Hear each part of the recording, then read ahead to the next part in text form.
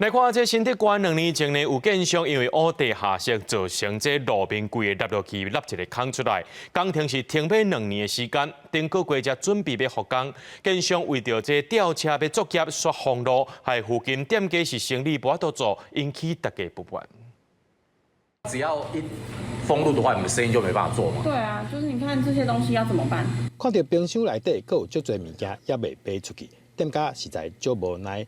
因为外口有吊车当咧进行作业，这就是2天前台北市路面崩塌现场。最近因为建商准备复工，车路自3月初5准备封到18，差不多要2礼拜，互店家怨叹无法度做生意。我们没办法做生意，但是房租还是得付，员工的薪资也还是得付，我们要照顾员工嘛。但完全是营业额是完全零收入，即便有几间店家有试图在封路期间开，但也没有人敢进来。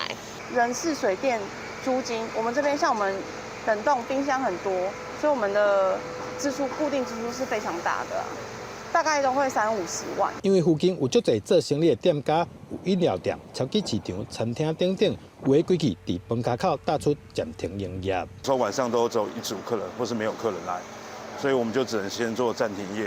因为如果怕中间走路人家来，可能因为什么样问题造成的话，那我们店家也要造成一些付出怎么样？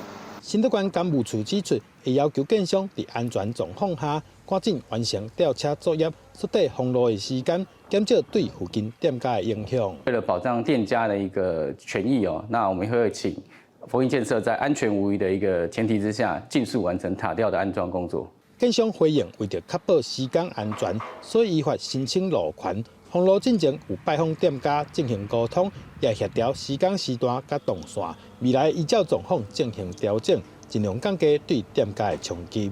记者刘君豪，新竹报道。